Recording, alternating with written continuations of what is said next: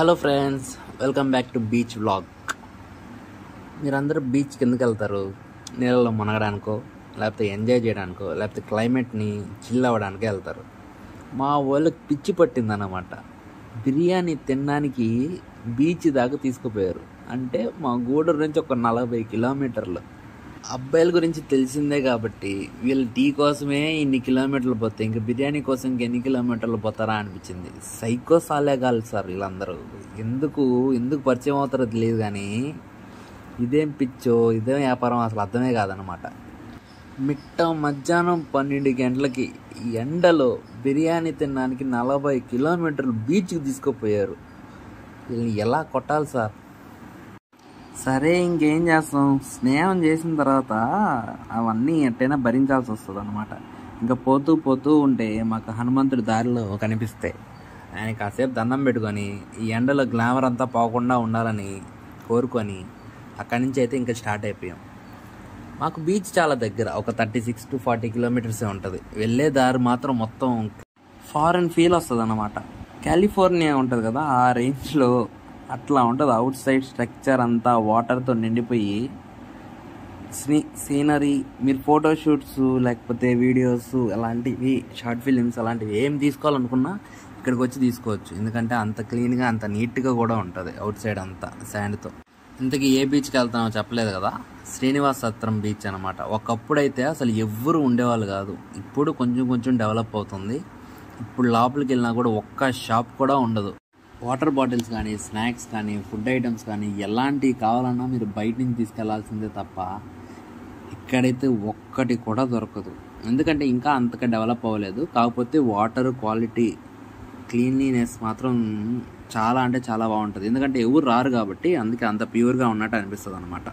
మాకు కూడా ఇలాంటి బీచ్ ఒకటి ఉందని లాస్ట్ 1 year ముందే తెలిసిందనమాట. ఒకప్పుడైతే ఎవ్రీ వీకెండ్ వచ్చేవాళ్ళం, మునిగే వాళ్ళం, ఆడుకునే వాళ్ళం, ఇక్కడే చిల్ అవుతా వెళ్ళేవాళ్ళం ప్రతి వీకెండ్.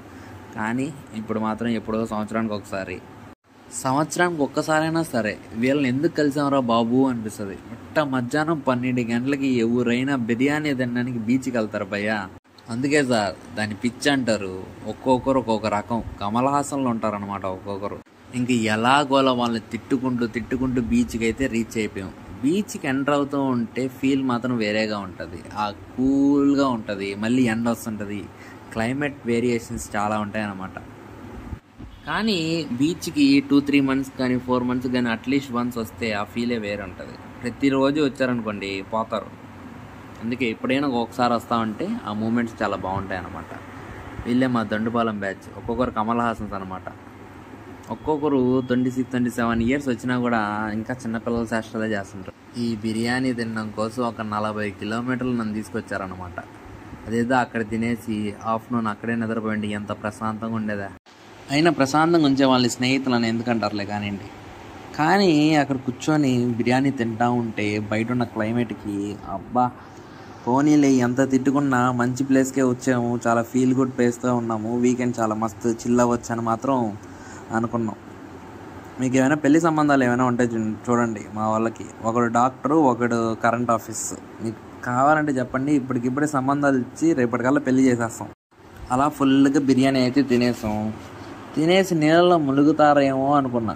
మునగను కూడా మునగట్లేదు. జస్ట్ ఆడ కూర్చొని ఆ క్లైమేట్ చిల్ అవుతూ ఉన్నారనమాట. అందరూ మునగతా చిల్ అవుతూ ఉంటే వీళ్ళు మాత్రం ఇక్కడ కూర్చొని ఇసుకతో ఆడుకుంటున్నారు. ఏడ నుంచి పట్టుకొచ్చారా, ఏడ దొరికిన సంతరా అనిపించింది నాకైతే. క్లైమేట్ మాత్రం చాలా కూల్గా ఉంది భయ్య. ఒకప్పుడు వాటర్ చాలా వెనక్కు ఉండేది, ఇప్పుడు మాత్రం కొంచెం ముందుకు వచ్చేస్తున్నాయి. ఎక్కడ సునామీ వస్తే పోతామా అనిపించింది. సునామీ వచ్చినా బాగుండేది అనిపించింది కొన్నిసార్లు అయితే. వాటర్ అయితే చాలా ముందుకు వచ్చున్నాయి, చాలా ప్యూరిటీ కూడా చాలా పెరిగింది. ఒకప్పుడు నీళ్ళ లోపలికి వెళ్తే అసలు బయటికి రావడానికే కష్టపడేవాళ్ళం. ఎందుకులే ఇంకా కాసేపు ఉందాం అనిపించింది. ఇప్పుడు అదే వాటర్లోకి పోవాలంటే భయం వేస్తుంది, అంతలా భయపెడుతున్నాయి అన్నమాట సముద్రాలన్నీ. కానీ మా ఏరియాలో ఉన్న బీచెస్ అన్నీ పోలిస్తే ఇది చాలా బెటర్ భయ్య. ఎందుకంటే ఇక్కడ జనాలు ఎక్కువ రారు, అందుకని డస్ట్ కూడా అంత ఎక్కువ ఉండదు, చాలా క్లీన్గా నీట్గా ఉంటుంది. వెడ్డింగ్ షూట్ కానీ, మ్యారేజెస్ కానీ, ఏదైనా షార్ట్ ఫిలిమ్స్ కానీ ఏమైనా చేసుకోవాలంటే మాత్రం ఈ బీచ్లో చేసుకోవచ్చు. ఎందుకంటే చాలా నీట్గా ఉంటుంది, బ్యాక్గ్రౌండ్ కూడా సూపర్ అనిపిస్తుంది అనమాట, ఫొటోస్ కూడా మస్తు వస్తాయి. అండ్ పీపుల్ డిస్టర్బెన్స్ కూడా ఉండదు అనమాట. చాలా ప్యూర్గా చాలా ప్రశాంతంగా ఉంటుంది. ఫ్యామిలీతో కూడా రావచ్చు. అలా క్లైమేట్లు కాసేపు ఆస్వాదించి కాసేపు మాట్లాడుకొని ఇంకైతే రిటర్న్ అయిపోయాం అనమాట. రిటర్న్ అయ్యేక ముందర ఇంకా చాలా చేసాం, అవన్నీ ఎండింగ్లో ఉన్నాయి. వీడియోస్ అన్నీ చూడండి, ఫుల్గా నవ్వుకోండి, ఎంజాయ్ చేయండి. Thank you.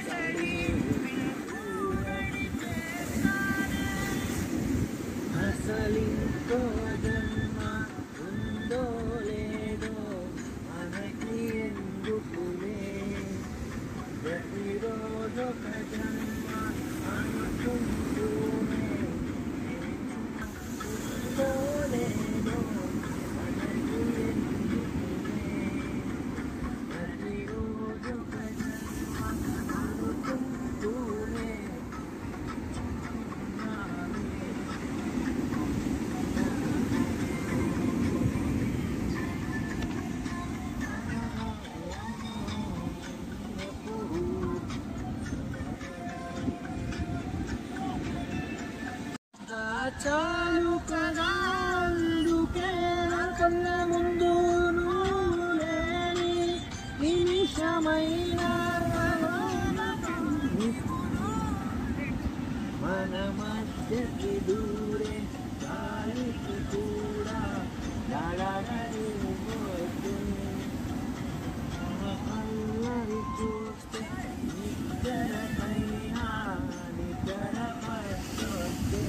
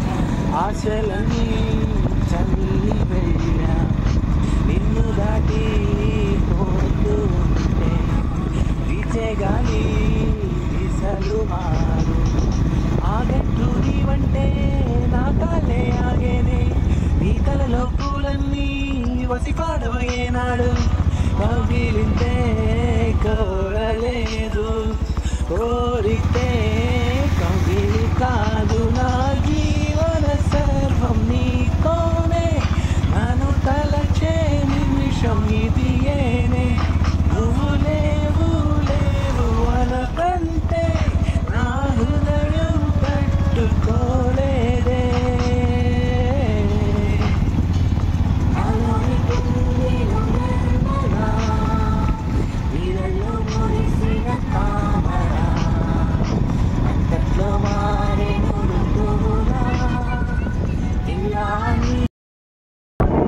లోకమంటే పెద్ద నాటకమే తెలియకనే సాగే కథనం పాడురా నువ్వు పాడవడం కదలే దూరం చేతుల్లో ఉంది చేతల్లో చూపించి ఎదురేగి సాగాలిగా తేలాలంటే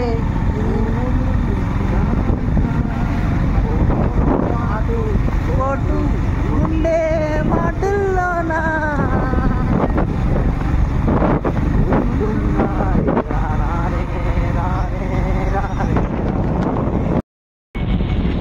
నీ అడుగు ఒంటరిగా మొదలైనదిలే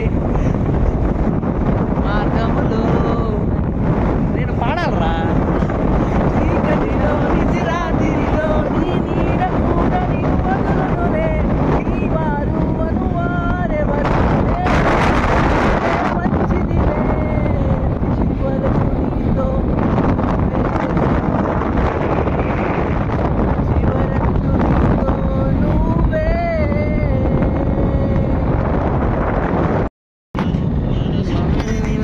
గమనించులే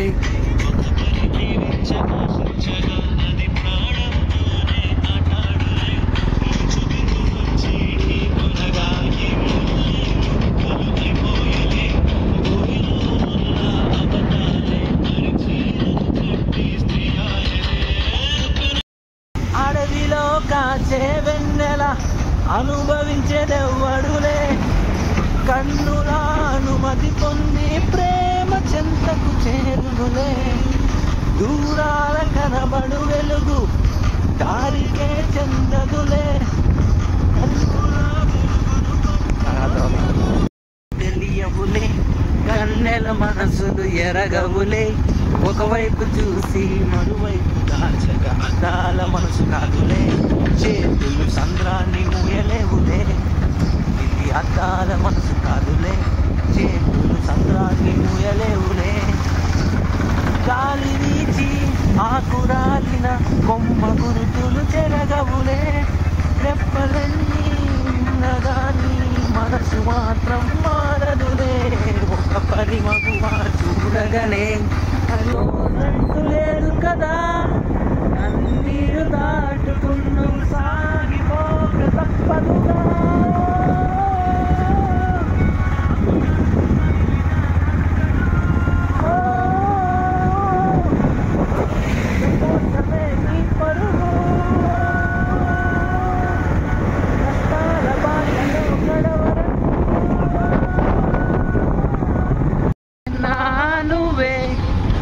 నువ్వు కాదని